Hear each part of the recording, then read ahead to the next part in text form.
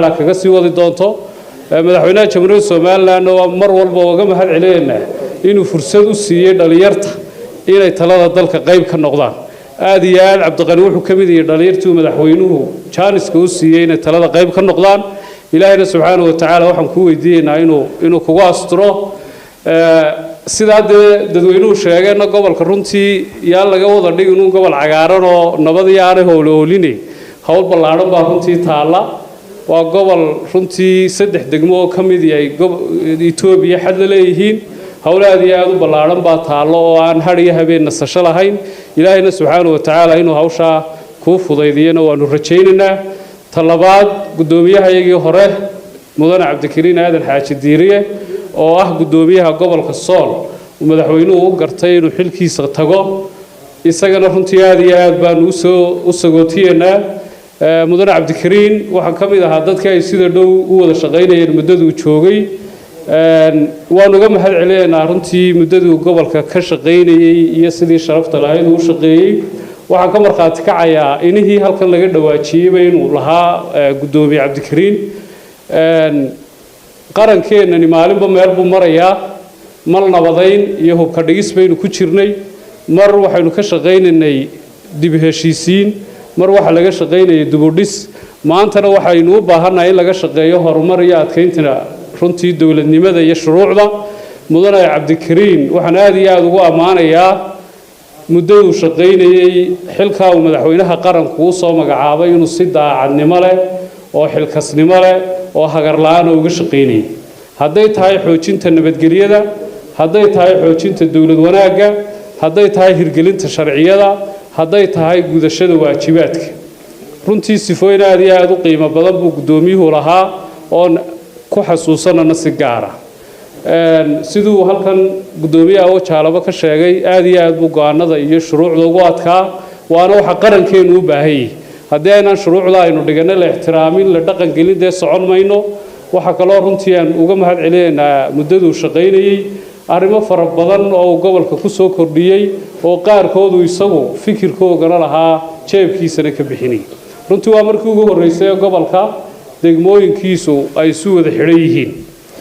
sidoo kale wuxuu door weyn ka qaatay amniga iyo xoojintiisa waa markii ugu horeysay ee isgaarsiinta 6 degmo ee booliska ee heeganku ay si joogto ah wada shaqeeyaan nidaamkaasi guud ahaan gobolada Soomaaliland kama jiro laakiin Gabiley uu ka shaqeeyaa rugaha dhammaan ciidamadu ka howlgalaan baraha kantaroolada heeganka degmooyinka dhammaantood si joogto ah bay isu wada maqlaan halkan aan laga hagaa waa fikir iyo aragti runtii guddoomiyuhu gobol ku soo kordhiyay oo aan uga mahad celinayno waxyaalo fara badan oo qiimaheeda leh oo xoojinta nabadgelyada ayuu door weyn aad iyo aad ugu lahaa marka arrimaha samafalka sidii uu Sheekh Xasan halkan ka sheegay iyadana runtii marxaatigeena oo nahayo wax aad iyo aad u weyn oo fara badan nin naxariis leh oo aad iyo aad dadka ugu dhibirsan oo jeebkiisa dadka ka caawiyo aan shaqada dawladdu la sugin buu ahaa waxaan xasuustaa maalmaha kamid ah safar baanu ku maranay degmada Agabax hay'adaha dawladda aanu runtii galgelinayo kolba meel iyo baahiyaheeda iyo duruufaheeda aanu eegnay waxaanu galnay xanaanada hooyada iyo dhalaanka Agabar deedna waxaanu galnay qaybta dhalmada waxa la noo sheegay baahiyaha halka taagan oo tirada hooyooyinka la keenayo iyo sariiraha dhalmada yaala inay kala badan yihiin anagu markaa dawaanu nowdgareysanay oo buugaanu ku qoranay qorshaha iyagu wuxuu ahaa baahida in la soo daboolo laanu isula noqono show guddoomiyuhu markii aanu ka baxnayba sariirihii telefoon buu ku dalbay habeennimadun buu dhayna noo yimid sariirihii sida runtii arrimaha aad iyo aad kaan u xasuusta bay ka mid tahay isagaana jeebkiisii ayaa ka bixiyay mudane guddoomiye wanaaga ad gobolkaaga iyo dalkaagaba gashatay runtii waanu xasuusanahay waana waxyaalaha aynu qaran ahaan u baahannahay inaynu dawladnimadeena xoojisano oo aynu baylahadeena ka shaqeyno waxyaalaha aynu aad iyo aad u baahannahay guddoomiyuhu ka shaqeyn jiray waxa ka mid ah dalkeena waxna waynu haynaa meel kasto oo service dadweyne lagu hayo in baynu awoodnaa lagu qabtaa waxna ma awoodno aragtideena waxa laga yaabaa inta inaga maqan u baynu niyada ku haynaa deedna waxa baylaahday intii yareedeen shacabku u qaban karin arrimahaas waxa u baahan yihiin in si joogto ah la isku xasuusiyo gudoomiyaha waxyaalaha qiimaha leh runtii aan ku xasuusanahay waxa ka mid ah kormeerada iyo dabagalka waa baro saabkii horeeyay arka saddexda habeenimo isagoo kormeer sameynaya waana nidaamka iyo wax loo baahay dawladnimada runtii inay ku shaqeyso aad iyo aad bad gudoomiye arrimahaas oo dhan waxa weeye marxaati baanu kaaga nahay waa ku sheeganaa ummadana waanu u sheeganaa in mas'uul ku haboon mas'uuliyadda uu hayaadahay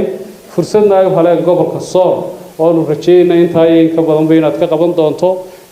gobolka Sool shacabkiisa iyo xukuumadda wax laga mahad celinaynaa hawsha qiimaha leh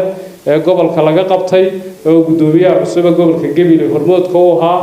ee laga saaray runtii gobolka dadkii aan u dhalan waa arrin taariikh leh oo runtii aan qarankeena markii ugu horeysay fushay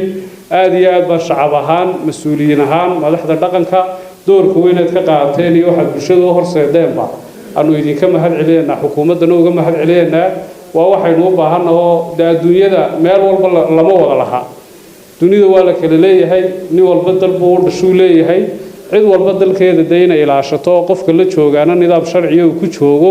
wax dhibo ku jira ma jiraan arinta iyo hirgelinteeda guud ahaan xukuumadda iyo shacabka reer Soolba aad iyo aad baanu uga mahad celinaynaa ilaahayna waxaan rajaynaynaa insha Allah taala amniga iyo iimaanka inuu inoo xoojiyo labada gudoomiye mas'uuliyadaha ay qabteen midna gobolka Gabiley midna gobolka Sool ilaahay ha ku asturo inta marka laga yimaado daawuska bahalka la yiraahdo nabar yar buu leeyahay quruxdiisa sidoo uu arkay nabarka un buu eegaa annaguna reer Gabiley ahaan nabar baanu leenahay xildhibaan asoowan ku soo hal qabsanayaa xafladaha noocan ee xildhibaanada baarlamaanka ay yimaadaan deedna nabarkaas aan hoos u yar eegnaayo waa arinta gobolnimada laga dhawaajiyay kol hadii xildhibaanad sheegtay golihii wakiilada in qofkii ugu daaweynaa iyo xilkii daayirada waa haysaan wax weyn baanu halka ka rajeynaa gudoomiye Ciro meel dhaweyd halkan ka hadlayay gobolnimada Gabiley waxa bixiyay daahir yaale waqtigaas xukuumadda ay ka soo dhamaatay muddada daahir yaale oo gobolnimada ku dhawaaqay wixii ka dambeeyay ciidda gobolnimada Gabiley waxa nibantay waa golaha wakiilada aad baanu uga xunnahay Cabdiraxmaan Ciro oo dhowr iyo 10 sano golaha wakiilada hogaaminayay oo aan maalin qura soo hordhigin golaha wakiilada oo aan u loobin garayn oo aragti ahaan u soo jeedin inuu maanta yiraahdo gobolkii baan ka shaqeynayaa runtii arrin waxa weeye waxa la yiri in ragiina uu garanayaa doqonna loo sheegi maayo hadalka waxaan uga fadhinaa golaha wakiilada ee cusub ee waxa weeye Axmed maanta Faratoon odaygeena weyn runtii uu hogaaminayo